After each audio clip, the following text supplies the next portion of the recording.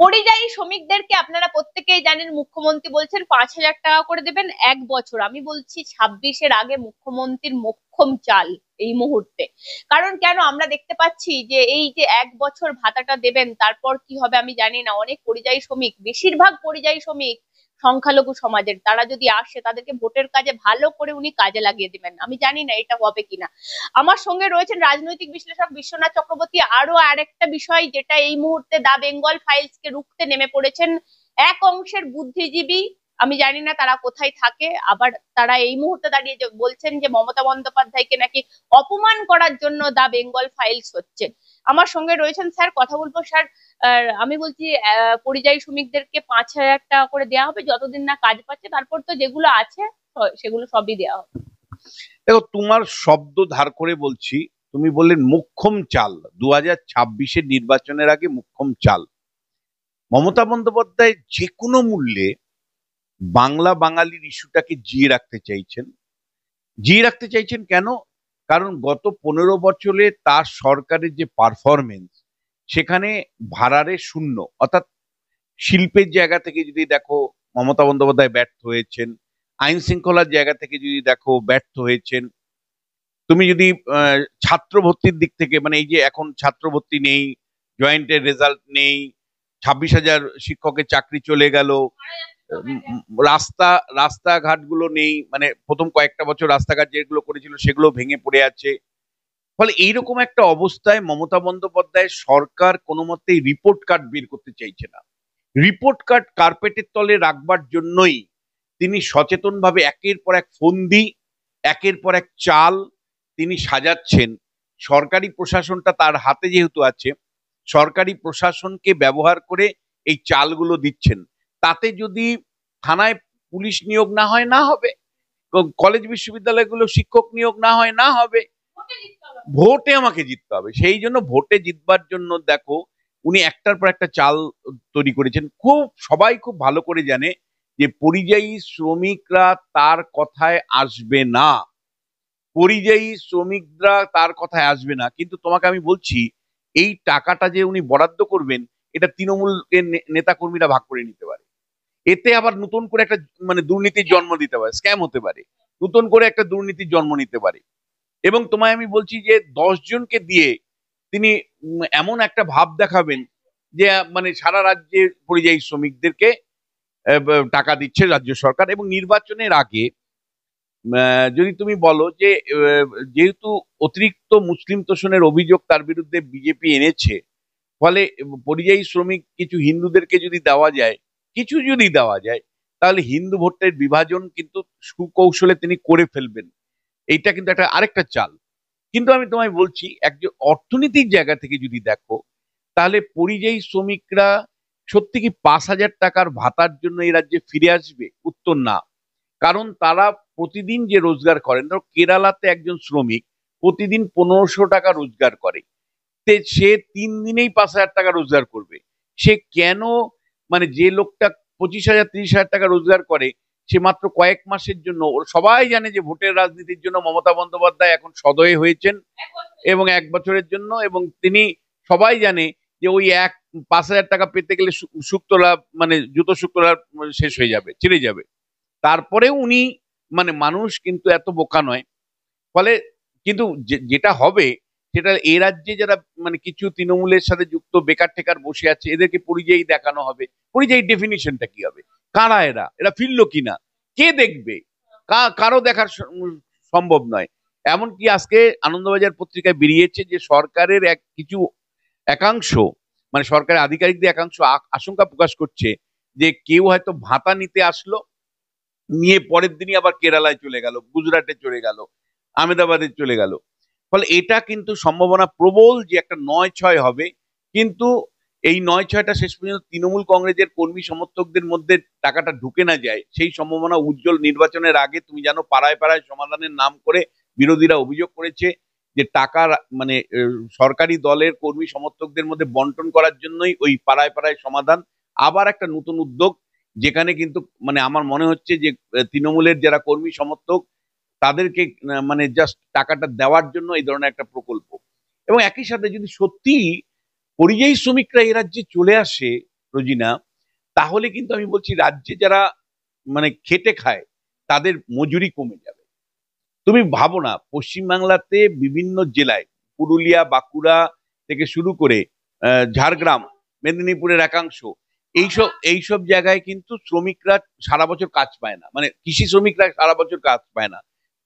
তাদেরকেও বর্ধমানে আসতে হয়, হুগলিতে আসতে হয় কাজের জন্য, কলকাতায় আসতে হয় কাজের জন্য। এবার এরা যারা সারা বছর এমনিই কাজ মানে জোগান নেই, কাজের জোগান নেই, সেখানে যদি সত্যি ভিন্ন রাজ্য থেকে আরো লাখ লাখ শ্রমিক আসে মমতা বন্দ্যোপাধ্যায়ের কথা মতন, তাহলে তো শ্রমিকের সংখ্যা বেশি হবে আর কাজের যোগান কম হবে। কাজ কম, শ্রমিক বেশি, তাহলে অটোমেটিক্যালি মালিকরা কম মজুরিতে শ্রমিক পেয়ে যাবে। তাহলে মমতা বন্দ্যোপাধ্যায়ের এই উদ্যোগটা আত্মঘাতী হয়ে যাবে পশ্চিমবাংলার বাঙালির জন্য। মমতা বন্দ্যোপাধ্যায়ের এই উদ্যোগটা সর্বনাশ ডেকে আনবে পশ্চিমবাংলার শ্রমিকদের জন্য। কারণ তাদের সত্যি যদি বাইরের থেকে পরিযায়ী শ্রমিকরা আসে তৃণমূলের কথা মতন, মমতা বন্দ্যোপাধ্যায়ের কথা মতন, তাহলে এ রাজ্যে শ্রমিকদের বেতন কমে যাবে, মজুরি কমে যাবে, তারা অনেকে কাজ হারাবেন। কি করে হারাবেন স্যার? আপনি দেখবেন লক্ষ্য করে বেশিরভাগ সংখ্যালঘু সমাজেরই ছেলেরা, তারা অল্প বয়সেই তারা কাজের জন্য বাইরে চলে গেছেন। তাদেরকে ডেকে ভোটের কাজে ব্যবহার করা যাবে, তাদেরকে দিয়ে বোম বাঁধানো যাবে, তাদেরকে দিয়ে পুরোটা এই 1 বছর ধরে 5,000 টাকা ভাতা দিয়ে তাদেরকে পুরোটা কাজে লাগানো যাবে। সেটাও আরেকটা ডাইমেনশন। ক্যাডার বাহিনী তৈরি করার জন্য একদম সুকৌশলে মমতা বন্দ্যোপাধ্যায় ভেবেছেন। মালদা, মুর্শিদাবাদ, যারা যারা পরিযায়ী শ্রমিক আছে, অসংখ্য সংখ্যালঘুর পরিবার, একের পর এক পরিবার, তারা ফিরে আসবে, পরিবারের কাছে থাকবে, 5,000 টাকা করে পাবে, তারা জানবে আরাম। আমি আমি এতক্ষণ যেটা বলছিলাম সেটা হলো অর্থনৈতিক দিক। এবার আমি যেটা বলবো তোমাকে রাজনীতির দিক, যেটা তুমি আমার মুখ থেকে প্রায় তুলে নিলে, সেটা হলো যে এই যে 5,000 টাকা আমি যাদের দিব তাদেরকে দিয়ে মিছিল করাবো, তাদেরকে দিয়ে মিটিং করাবো, তাদেরকে একাংশ যারা রাজি হবে ভোট লুট করাবো। ফলে এইটা কিন্তু আমি বলছি যে তৃণমূল বাহিনীকে গ্রাউন্ড লেভেলে শক্তি যোগাতে সাহায্য করতে পারে। অর্থাৎ 5,000 টাকা দিয়ে এদেরকে তৃণমূলের বাহিনীতে পরিণত করে 2026-এর যে মানুষের মধ্যে ক্ষোভ, বিক্ষোভ, অসন্তোষ সবটাই গাজুয়ারি করে ভোটটাকে করিয়ে নিতে পারে, তৃণমূলের ব্রিগেডে পরিণত করতে পারে। ফলে এই চালটা কিন্তু মোক্ষম চাল। আমি তোমায় বলছি 2026-এর নির্বাচনের আগে মমতা বন্দ্যোপাধ্যায় একের পর এক চাল দিচ্ছেন, যে চালগুলোতে বিরোধী পক্ষ কিন্তু কুপকাত হচ্ছে। এবার তুমি আমায় প্রশ্ন করবে এই চাল বিরোধীদের কি মোকাবিলা করার কোনো জায়গা আছে? দেখো, প্রচারের মাধ্যমে যদি তুমি না আসতে পারো, বাড়ি বাড়ি যদি প্রচার করতে না পারো, ধরো আমি তোমায় বলছি যে এ রাজ্যে বেকারদেরকে নিয়ে সংগঠিত আন্দোলন এখনো কিন্তু পশ্চিমবাংলায় কোনো বিরোধী দল করেনি। অর্থাৎ এই যে প্রায় 70 লাখের উপরে 80 লাখ বেকার আছে পশ্চিমবাংলায়, এই 80 লাখ মানুষকে খুশি? একেবারেই খুশি নয়। তারা কোনো কোনো জায়গায় একটু একটু সিন্ডিকেটের সাথে যুক্ত আছে, কোনো সুযোগ সুবিধার সাথে যুক্ত আছে, পঞ্চায়েতে, পুরসভায় বা তৃণমূলের বিভিন্ন জায়গায় যুক্ত আছে, ইটবালি সিমেন্টের কাজে যুক্ত আছে, কিন্তু বেশিরভাগটাই তো কাজ নেই।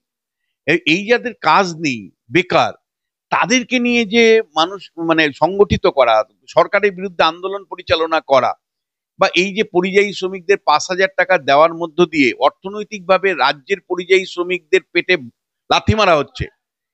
অর্থাৎ পশ্চিমবাংলার যে সমস্ত শ্রমিক আছে তাদের মজুরি কমে যাবে এর ফলে, এবং তারা কাজ হারাবেন এই মমতা বন্দ্যোপাধ্যায় সিদ্ধান্তের ফলে। বিপুল প্রতিযোগিতা সৃষ্টি হবে এবং এর ফলে যে ক্ষতি হবে রাজ্যের, এটা নিয়ে সরগরম হওয়া, এটা নিয়ে প্রতিবাদ আন্দোলন করা সত্যি কি পারবে বুথ লেভেলে মানে শুভেন্দু অধিকারীরা?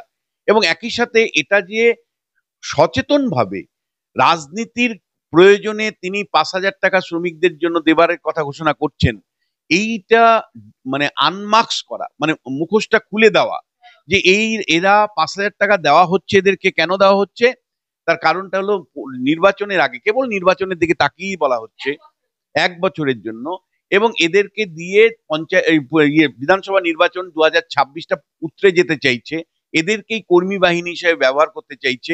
এটা নিয়ে সরব হওয়া এবং তাকে কাউন্টার দেওয়া, এইটা কিন্তু আমি তোমায় বলছি যে গণ আন্দোলন ছাড়া বা এটা মানুষের মধ্যে ব্যাপক প্রচার ছাড়া এটা কিন্তু আমি তোমায় বলছি মমতা বন্দ্যোপাধ্যায় চাল কিন্তু মাত করতে পারে।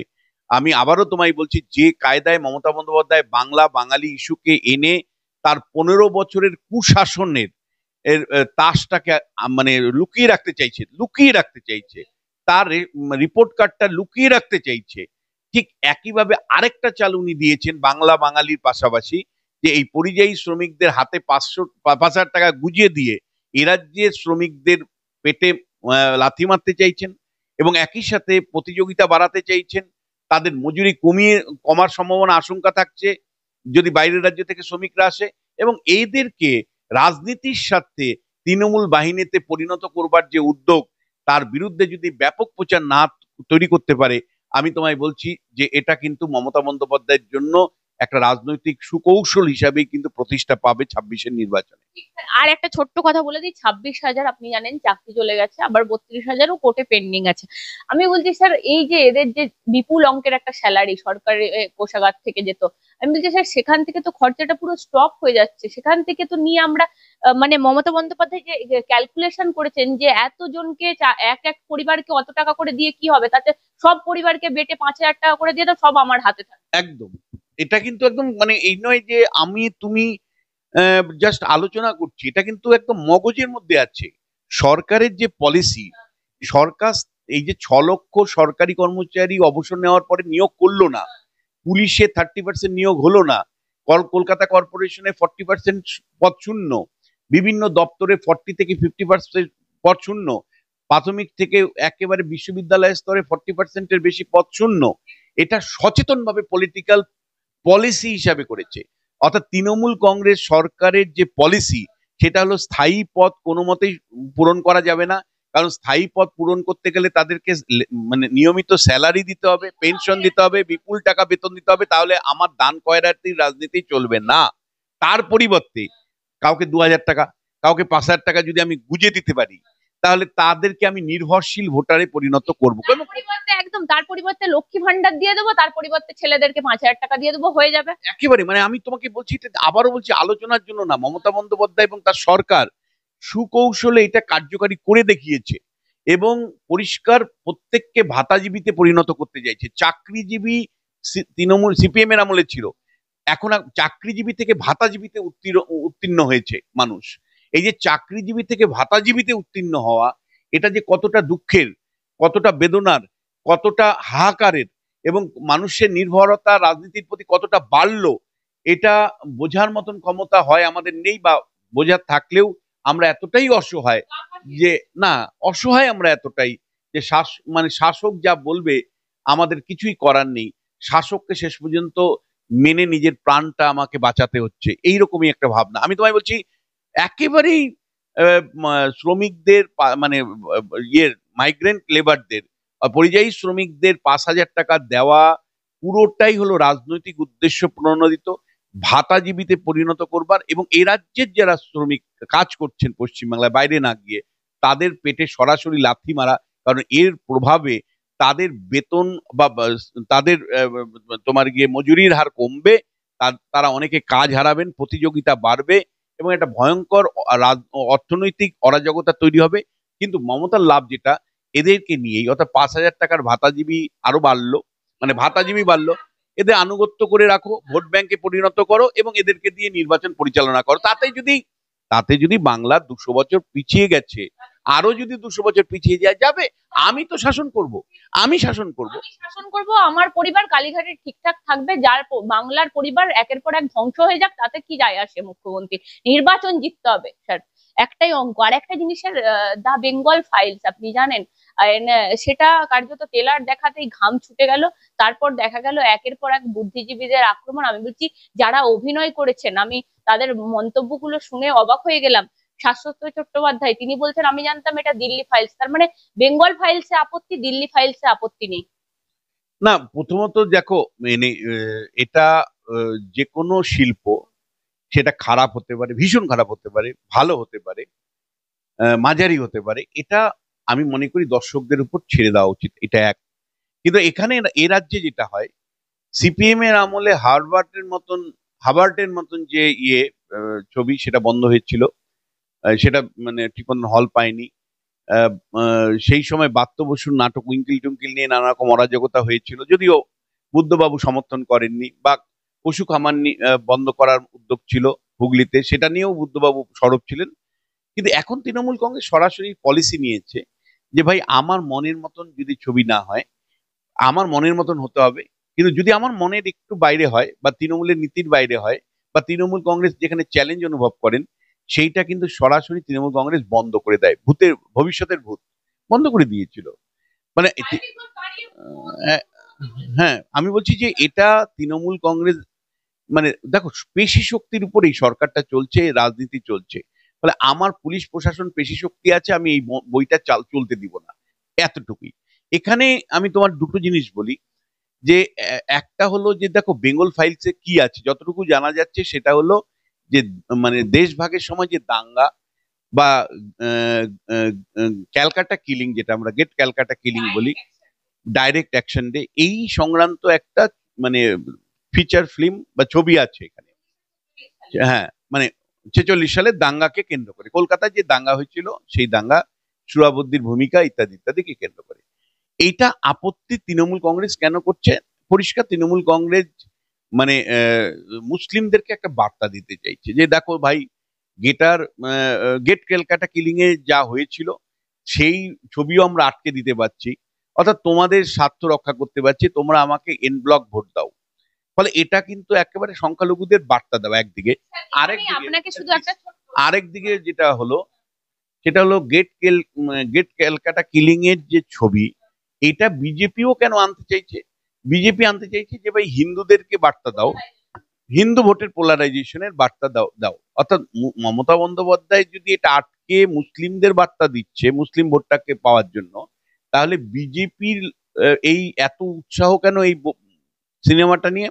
বিজেপির উৎসাহ যে তাদের যে রাজনীতি, হিন্দুত্বের রাজনীতি, হিন্দুরা কিভাবে সেই সময় নিধন হয়েছিল, তাদের উপর অত্যাচার হয়েছিল, সেইটাকে দেখিয়ে হিন্দু ভোটের পোলারাইজ করা। কিন্তু এখানে আরেকটা বিষয় তোমাকে বলি রোজিনা, সেটা হলো যে ইন্টেলেকচুয়ালরা কেউ কেউ প্রশ্ন তুলছেন, সবাই না, আমি বলছি বহু লোক কিন্তু বলেছেন যে সেটা যে ছবি হোক ও দেখানো উচিত, দর্শক বিচার করবেন ভালো না মন্দ। কেন পুলিশ প্রশাসনকে দিয়ে টেলারিং বন্ধ করা হবে বা হোটেলে গিয়ে তার কেটে দেওয়া হচ্ছে, এটা এটা অনেকেই সরব হয়েছেন, নিন্দা করেছেন। এবং এটা তো আমরা দেখেছি যে তৃণমূল শাসনকালে মিঠুন চক্রবর্তীর সিনেমা রিলিজ হলে হল পায় না, অর্থাৎ মানে বহু ক্ষেত্রেই এই অভিযোগটা হচ্ছে না। এবং দেবও এই অভিযোগ একসময় করেছিল, তিনি যখন তাল কেটে গেছিল, তৃণমূলের থেকে তাল কেটে গিয়েছিল প্রজাপতিতে। এবং সেই সময় তুমি দেখেছো যে নন্দনে হল পায়নি মিঠুন চক্রবর্তী।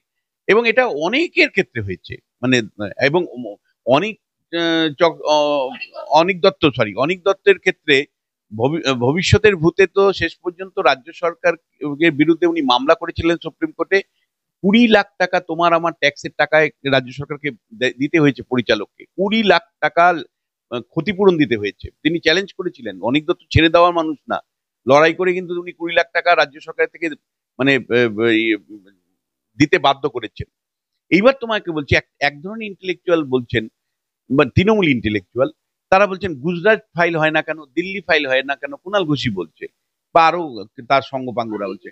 এবার প্রশ্ন হচ্ছে, গুজরাটের উপর অন্তত 5টা সিনেমা বেরিয়ে গেছে, গুজরাটের দাঙ্গাকে কেন্দ্র করে, ওরা জানে না তাই পড়াশোনার অভাব, 5টা মানে সিনেমা বেরিয়েছে, অন্তত পক্ষে 1 ডজন তথ্যচিত্র বেরিয়ে গেছে, ইনক্লুডিং বিবিসি। আবার একই সাথে দিল্লি ফাইলের উপরেও মানে তথ্যচিত্র ডকুমেন্টারি হয়ে গেছে। আর প্রশ্ন হচ্ছে, যদি সত্যি বিজেপি যদি এই বেঙ্গল ফাইলস তৈরি করে, তোমাদের যদি মনে হয় যে না আমাদেরও একটা দরকার, তাহলে তোমরা গুজরাট ফাইল করো না, তোমরা দিল্লি ফাইল করো না। কিন্তু যেটা মানে ক্রমশ কিন্তু আমি তোমায় বলছি, এগুলো তো না সব একসাথে তুমি ম্যাচ করাতে পারবে, এক সূত্র তুমি বাঁধতে পারবে। যে এই কার্যত বলা যায় যে টালিগঞ্জ ইন্ডাস্ট্রিতে যে তৃণমূলের দখলদারি, তৃণমূলের যে রাজনীতি, সেখানে হলো অন্য কোনো ভয়েস আমি রাখতে দেব না। এই অন্য কোনো ভয়েস আমি রাখতে দেব না, এই কনটেক্সটেই কিন্তু হিন্দোল যে, হ্যাঁ হিন্দোল যাদবপুরে যে অ্যারেস্ট হয়েছিল, ওই একই গল্প। যে হিন্দোল, ও আবার প্রশ্ন করে কি, ও আবার সরকারের বিরুদ্ধে চারণ করে কি, ও মানে তুমি মনে রাখো যে আমাদের দেশের সংবিধানের 19 নম্বর ধারা অনুসারে যে কোনো পাবলিক ফিগার, মানে যে জনগণের প্রতিনিধি, তাকে প্রদর্শন করা, তাকে তোমার গিয়ে ঘেরাও করা বা তার বিরুদ্ধে স্লোগান দেওয়া, এটা কিন্তু গণতান্ত্রিক এক্সারসাইজের মধ্যেই পড়ে। মানে আমার প্রশ্ন হচ্ছে যাদবপুরের ছাত্র সমাজের যদি এই মানে ডেমনস্ট্রেশন দিয়ে থাকে, অবশ্যই যদি সেটা গায়ে পরে যদি সেটা করে বা গায়ে হাত দিয়ে থাকে বা সরাসরি ফিজিক্যাল অবস্টাকল করেছে, সেটা তীব্র নিন্দা করছে। কিন্তু আমার প্রশ্ন হচ্ছে যে হিন্দোল ইয়েতে আছে, স্পেনে, স্পেনে একজন গবেষক, সে গবেষণা করছে এইরকম একটা বাংলার গর্বের ছেলে, তাকে বাংলাতেই অত্যাচারিত হতে হলো, তাকে ইমিডিয়েটলি দখল, মানে আজকে মমতা বন্দ্যোপাধ্যায় ভিন্ন রাজ্যের বাঙালি অত্যাচারিত হচ্ছে, বাঙালিদের উপর অপমান করা হচ্ছে, এই কথা বলছেন। আর আপনার রাজ্যে আপনার পুলিশ যে দ্রুততার সাথে অ্যারেস্ট করে তাদেরকে মানে আক্তার আনসারির সাথে তুলনা করছে, কেউ লাদেনের সাথে তুলনা করছে।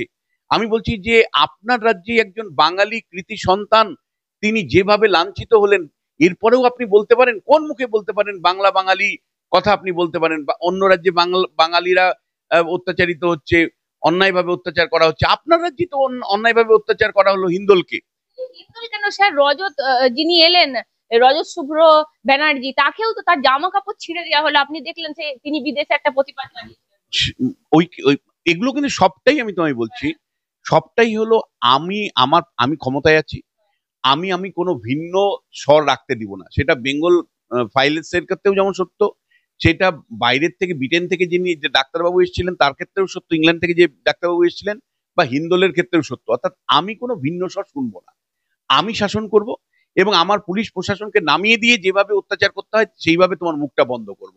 এটা তোমাদের ইউটিউব চ্যানেলের ক্ষেত্রেও একই গল্প, এবং বিরোধী রাজনীতির ক্ষেত্রেও একই বক্তব্য। তুমি দেখো না, তুমি দেখো না ডাক্তার বাবুদের 1 বছর পরে এখন একটার পর একটা ডাক্তার বাবুদের বিরুদ্ধে মামলা সাজানো হচ্ছে, ডেকে পাঠানো হচ্ছে, যে ধরনের ডাক্তার বাবুদের নির্যাতন করা হচ্ছে, একটা বার্তা দেওয়ার জন্য আগামী দিনে যেন কোনো ডাক্তারবাবু রাস্তায় না নামেন। আগামী দিনে আরেকটা অভয় হতে পারে, আরেকটা নার্স সিঙ্গুরের মতন চলে যেতে পারে, কিন্তু আরেকটা যাতে প্রতিবাদ আন্দোলন না হয়, আরেকবার যাতে রাজ দখলের মতন আন্দোলন না গড়ে তুলতে পারে, তার জন্য উচিত শিক্ষা কিন্তু শাসক দল এখন দিচ্ছে। এদেরকে কারো বিরুদ্ধে 4টা 5টা মামলা দিচ্ছে। এই অত্যাচার থেকে মুক্তি নেই, কারণ আমাদের সবাইকে জাদু করে ফেলেছে, আমাদের সবাইকে জাদু করে দিয়েছে। তুমি না হলে তুমি আমায় বলো যে গত 3 মাসের বেশি সময় হলো এই রাজ্যের উচ্চ মাধ্যমিক রেজাল্ট বেরিয়েছে, ছাত্রছাত্রীদের পড়াশোনা নিয়ে কোনো মাথা ব্যথা নেই, গার্জিয়ানদের মাথা ব্যথা নেই মনে হচ্ছে। নাহলে রাস্তায় কেন গার্জিয়ানরা, নাহলে কেন প্রতিবাদ আন্দোলনে নেই? বিরোধী রাজনৈতিক দলগুলো কতটুকু আন্দোলন করেছে, কেন এখনো স্নাতক স্তরে ভর্তি হলো না? পড়াশোনা গুরুত্বপূর্ণ নয়, আমি তোমাকে বলছি রোজিনা, পড়াশোনা গুরুত্বপূর্ণ নয়, মাসল পাওয়ার চাই, বকাটে ছেলে চাই, বকাটে ছেলে তৈরি করো, ভাতাজীবী তৈরি করো। এইরকম একটা মানে রাজনৈতিক সংস্কৃতি তৈরি করা হয়েছে যেখানে জয়েন্ট এন্ট্রেন্সের রেজাল্ট হয়নি বলে সমস্ত মেধাবী সম্পন্ন ছাত্ররা ভিন্ন রাজ্যে পাড়ি দিয়েছে। কেউ চেন্নাইয়ে গিয়ে ভর্তি হয়েছে, কেউ ব্যাঙ্গালোরে গিয়ে ভর্তি হয়েছে, কেউ দিল্লিতে গিয়ে ভর্তি হয়েছে, কেউ বিভিন্ন রাজ্যে গিয়ে ভর্তি হচ্ছে। কিন্তু আমার রাজ্যে জয়েন্ট এন্ট্রেন্সের রেজাল্ট নেই। আমার রাজ্যে উচ্চ মাধ্যমিকের এত মাস পার হয়ে যাওয়ার পরে সারা ভারতবর্ষে উচ্চ মাধ্যমিকের পরে কলেজের পড়াশোনা শুরু হয়ে গেছে। সারা রাজ্যের, সারা দেশ থেকে বাঙালিরা ছ্যাঁচা করছে যে কেবলমাত্র ভোটের রাজনীতির জন্য ওবিসি সংরক্ষণকে সামনে রেখে মুসলমানদের আমার ভোটটা পেতে হবে, মুসলিম ভোটটা পেতে হবে, সেই জন্য ওবিসি ক্যাটাগরির সংরক্ষণের প্রশ্ন রেখে কখনো হাইকোর্ট, কখনো সুপ্রিম কোর্ট, কখনো হাইকোর্ট, কখনো সুপ্রিম কোর্ট, কিন্তু ভর্তি আমি নেব না। বাঙালি যদি শিক্ষার বাইরে চলে যায় যাক, বাঙালি যদি জয়েন্ট এন্ট্রেন্সের বাইরে চলে যায় যাক, কিন্তু আমার দিনের শেষে মানি পাওয়ার, মাসুল পাওয়ার দিয়ে আর এই বখাটে ছেলে তৈরি করতে হবে, এই বখাটে ছেলের মাধ্যমেই আমাকে শাসন করতে হবে।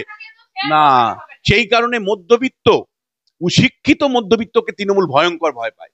শিক্ষিত মধ্যবিত্ত হিন্দলদের মতন লোক যাতে না হয়, যাতে ডাক্তারদের মতন প্রতিবাদী মুখ না হয়, যাতে প্রতিবাদী মুখ তৈরি না হয়, তার জন্য কিন্তু আমি তোমায় বলছি শিক্ষা ব্যবস্থাটাকে অকেজো করে করা হয়েছে। এবং সচেতন ভাবেই, একেবারে সচেতন ভাবেই প্রাথমিক শিক্ষাকে ধ্বংস যেমন করা হয়েছে, মাধ্যমিক শিক্ষাকে ধ্বংসের আয়োজন চলছে, এবং উচ্চ শিক্ষায় যে ভর্তি হচ্ছে না তার মধ্য দিয়ে উচ্চ শিক্ষাটাকে শেষ করা হচ্ছে। স্নাতক স্তরের ভর্তি নেই, জয়েন্ট এন্ট্রেন্সের ভর্তি নেই, কারণ শিক্ষা থাকলেই প্রশ্ন করবে, শিক্ষা থাকলেই আমার শাসন ব্যবস্থা চ্যালেঞ্জের হতে পারে, হিন্দুদের মতন লোক উঠে আসবে, ডাক্তারবাবুদের মতন লোক প্রতিবাদ করবে। ফলে শিক্ষাটাকে বন্ধ করতে হবে, যে কোনো মূল্যে শিক্ষাকে বন্ধ করতে হবে, তার আয়োজন করছে। এই অন্ধকার থেকে আমি জানি না মুক্তি কিভাবে হবে, কারণ মানে এই সরকারের বা শাসক দলের একের পর এক চাল, একের পর এক ধরনের ফন্দি, একের পর এক ফন্দি যেভাবে হচ্ছে, শুভেন্দু অধিকারী বাদ দিয়ে, মাইনাস শুভেন্দু অধিকারী, একটা রাজনৈতিক নেতা আছে, একটা দল আছে। বিজেপি দলটা কোথায়? বিজেপি দলটা কোথায়? জেলা সভাপতিরা কোথায়? মানে সুকান্ত থেকে শুরু করে অন্য যারা আছে, সুকান্ত নিজের কনস্টিটিউয়েন্সি নিয়ে ব্যস্ত আছে, রাজ্যব্যাপী তাদের অবস্থান কোথায়? দিলীপ ঘোষ থেকে শুরু করে বিজেপির যারা নেতৃত্ব তারা কোথায়? একটা যদি মানে তুমি সিপিআইএম দল তো কার্যত নেই, সিপিআইএম এর গলা মানে এসআইআর এর প্রশ্নে সিপিএম এবং তৃণমূল এক হয়ে গেছে। সর্বভারতীয় ক্ষেত্রে কংগ্রেস ইন্ডিজোনের মানে রাজ্য কংগ্রেস ইন্ডিজোটের মধ্যে আছে, আবার পশ্চিমবাংলা এসআইআর চাইছে, সিপিএম এসআইআর এর বিরোধিতা করছে। মানে আমরা তো মনে করছি যে মৃত ভোটার, যে বেনামি ভোটার আছে, একাধিক নামে ভোটার আছে, বাইরের রাজ্যে চলে যাওয়া, স্থায়ীভাবে চলে যাওয়া ভোটার আছে, এরকম জল মিশ্রিত ভোটার 80 লক্ষ, যাদের সমর্থনের উপর ভিত্তি করে তৃণমূল কংগ্রেস সরকার গঠন করে। ফলে এই ভোটারদেরকে বাদ দিতে হবে। তৃণমূল সিপিএম কে দেখবে মিউ মিউ মিউ করছে। ফলে এটাও একটা মানে আমি তোমায় বলছি, মমতা বন্দ্যোপাধ্যায় মানে ফন্দিতে সিপিএম ও পা গলালো, এবং অল ইন্ডিয়াতে যেহেতু কংগ্রেসকে বগল দলায় তুলে নিয়েছে বা রাহুল গান্ধীকে সঙ্গে নিয়ে নিয়েছে, ফলে মানে কংগ্রেস দলের কিছু করার নেই, সিপিআইএম দলের কিছু করার নেই।